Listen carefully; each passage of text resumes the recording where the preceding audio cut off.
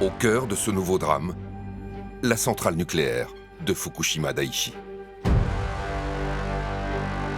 Vers 15h30, la deuxième vague du tsunami a aussi frappé ce site particulièrement sensible, impactant lourdement sa structure. Les eaux du tsunami ont inondé les sous-sols et mis hors service les générateurs diesel de secours. L'usine s'est donc retrouvée sans alimentation électrique. Le générateur diesel de secours du système de pulvérisation à haute pression vient de tomber en panne. Ok, c'est noté. Le personnel de la salle de contrôle s'est soudain retrouvé dans le noir complet. Alors ils ont commencé à paniquer. Tout le monde s'est mis à crier. « Mais qu'est-ce qui s'est passé ?» À ce moment-là, un ingénieur qui se trouvait à l'extérieur est arrivé en courant. Il était en panique. Et c'est lui qui a informé l'équipe qu'un tsunami venait de déferler sur la centrale et que tout était détruit. Il est un peu plus de 16 heures. Le chef de la salle de contrôle des réacteurs de la centrale comprend que la situation est très grave. Sans électricité, les générateurs diesel de secours qui assurent le refroidissement des réacteurs nucléaires ne fonctionnent plus, empêchant la circulation de l'eau à l'intérieur des cuves. Les barres de combustible privées de refroidissement commencent à chauffer dangereusement. Un réacteur, c'est une machine thermique, il faut la refroidir à un moment donné. Et donc, quand on a compris que les installations à l'arrêt n'étaient pas refroidies, la puissance résiduelle dans un réacteur, quand vous l'arrêtez, c'est énorme. Donc on s'est dit que ça pouvait mal se passer. La température à l'intérieur des réacteurs nucléaires 1, 2 et 3, qui est en train de monter progressivement, pourrait provoquer une explosion aux conséquences apocalyptiques. L'usine a été conçue pour faire face à ce genre de situation. Elle dispose de batteries de secours qui ont alors alimenté un système de sécurité et permis d'injecter de l'eau dans le cœur du réacteur. Malheureusement, ce système n'est conçu que pour fonctionner pendant 12 heures. Donc, pendant un certain temps, les opérateurs ont fait ce qu'ils ont pu pour essayer de le refroidir, le réacteur. Et donc, au bout d'un certain temps, ces systèmes-là ont marché plus ou moins, et après se sont arrêtés. Et donc, inéluctablement, si vous les perdez, la température va monter, l'eau va s'évaporer et votre combustible va se dégrader. Une réaction en chaîne qui pourrait provoquer l'explosion de tous les réacteurs. C'est le scénario catastrophe d'une apocalypse nucléaire qui frapperait tout le Japon, et notamment Tokyo, qui ne se trouve qu'à 250 km de la centrale. Un peu après 16 heures, le président Katsumata, dirigeant de TEPCO, la Tokyo Electric Power Company qui exploite la centrale de Fukushima, appelle Naoto Kan, le Premier ministre japonais, pour l'informer de la gravité de la situation. Naoto Kan et les membres de son conseil sont dans un état de panique indescriptible. Monsieur Kan, qui est alors à la tête du gouvernement démocrate, a une énorme responsabilité qui pèse sur ses épaules. Il ne peut pas trouver le sommeil. Il sait qu'en cas d'explosion des réacteurs, toute la ville de Tokyo risque d'être contaminée par la radioactivité. Et il est très inquiet pour Sa Majesté l'Empereur, mais aussi pour le reste de la population. La question est de savoir si la centrale va, oui ou non, exploser dans des proportions similaires à celles de Tchernobyl. Il doit prendre la décision la plus dure qu'il ait jamais eu à prendre en tant que Premier ministre, à savoir, dois-je évacuer 50 millions d'habitants en quelques heures, dans un rayon de 250 km. Nous sommes le 11 mars. Il est 16h46. Face à la gravité de la situation, le gouvernement japonais décrète l'état d'urgence.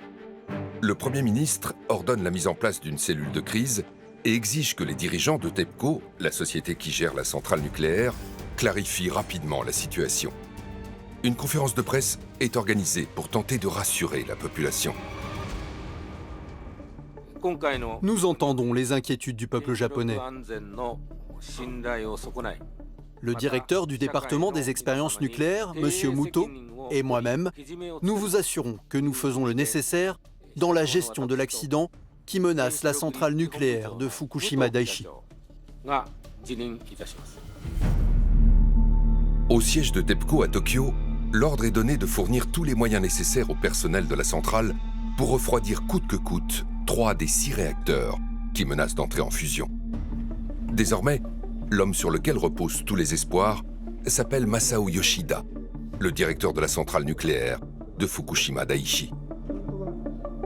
Cet homme qui est sous une pression qu'on arrive à peine à imaginer, puisque le monde entier regarde, il faut se rappeler que les capitales du monde entier appellent Tokyo en demandant qu'est-ce qui se passe. Et il reçoit beaucoup de messages contradictoires de la part de TEPCO, lui disant faudrait faire ci, faudrait faire ça, mais lui il est sur le terrain avec ses hommes. Son action a été de comprendre ce qui se passait exactement et de mettre sur place les équipes pour pouvoir faire les interventions dans des conditions qui n'avaient pas été prévues au départ. Et partant de là, voir ce qu'il pouvait faire pour justement envoyer de l'eau et refroidir le mieux possible le cœur des réacteurs. Pour Masao Yoshida, les problèmes s'accumulent. Il doit imaginer des solutions pour les résoudre les uns après les autres. Ses deux principaux défis, mobiliser les pompiers pour venir injecter de l'eau et ainsi refroidir les réacteurs, mais également trouver le moyen de rétablir l'électricité dans la centrale. TEPCO a apporté une aide logistique importante en permettant d'acheminer des camions de pompiers et d'autres équipements sur place. Elle a donc aidé le directeur de la centrale en lui fournissant toutes les ressources disponibles. Et ce n'était pas simple car en parallèle, il fallait aussi aider le gouvernement à gérer les victimes du tremblement de terre et du tsunami. Il est 16h50. L'ordre est donné d'envoyer plusieurs camions générateurs d'électricité fournis par l'armée, ainsi qu'une trentaine de camions de pompiers en direction de la centrale. Yoshiro Abe, pompier à la retraite, fait partie des volontaires qui vont être appelés à la rescousse cette nuit-là. Cette nuit-là, j'ai reçu un appel de TEPCO sur mon portable qui m'informait qu'il n'y avait pas assez de camions de pompiers à Fukushima Daiichi. On a donc constitué 2 équipes de 3 personnes. Et ensuite, on est parti en direction de la centrale. Problème. Les décombres causés par le tsunami vont empêcher l'accès vers la centrale à tous les camions envoyés en urgence sur le site de Fukushima et faire perdre un temps précieux à Yoshiro et à ses coéquipiers. En avançant, nous avons constaté que la route principale était recouverte de tout un tas de débris qui avaient été emportés là par le tsunami. Il y avait des voitures, des maisons et plein d'autres choses. C'était donc impossible d'aller plus loin. Faire un détour aurait pris trop de temps. Alors j'ai insisté pour que tout le monde descende du véhicule et déblaye les débris à la main pour dégager la voie et réussir à passer. Au petit matin, lorsque Yoshiro et ses coéquipiers arrivent enfin dans la centrale, l'ambiance sur place est extrêmement tendue. Nous sommes entrés par la porte du bâtiment qui était à double battant. Et on leur a dit « Nous sommes les pompiers de Kashiwazaki ». À ce moment-là, nous n'avions pas refermé la porte extérieure. Et nous avons entendu quelqu'un crier « Fermez cette porte immédiatement !» C'est à ce moment-là que j'ai pris conscience de la gravité de la situation. Si l'ambiance est aussi tendue au QG de la centrale, c'est parce que vers 3h du matin, un nouveau problème est survenu. Les difficultés rencontrées pour refroidir le cœur du réacteur numéro 1 ont provoqué un phénomène inattendu. La chaleur qui fait bouillir l'eau dans la cuve est en train de produire de la vapeur radioactive qui fait monter la pression à l'intérieur de l'enceinte de confinement. La pression a atteint un niveau effrayant, un niveau tel qu'il risque de provoquer une explosion de l'enceinte de confinement du réacteur. Et si cette explosion se produit, elle va libérer des matières hautement radioactives dans l'atmosphère. Quand les ingénieurs constatent que l'aiguille du manomètre est en train de devenir folle, que le niveau n'arrête pas de monter et qu'elle paraît incontrôlable, le directeur Yoshida décide alors de procéder à ce qu'on appelle la ventilation. La ventilation, un système qui consiste à ouvrir les vannes de dépressurisation pour relâcher de la vapeur radioactive et faire baisser la pression à l'intérieur de l'enceinte de confinement du réacteur. Seulement voilà, cette opération qui se fait normalement à distance est devenue impossible à cause de la panne d'électricité. Il faut donc ouvrir les vannes manuellement. En fait, quand la fusion du cœur a commencé, elle a libéré une quantité importante de matière radioactive. Le niveau de radioactivité est alors devenu trop important pour pouvoir y entrer. L'accès au bâtiment du réacteur est donc devenu impossible. Le lieu est alors tellement dangereux qu'il est devenu inaccessible, même avec une combinaison anti-radiation. Pour tous ces hommes, ouvrir la soupape manuellement est donc une perspective terrifiante, car ils sont presque certains de mourir.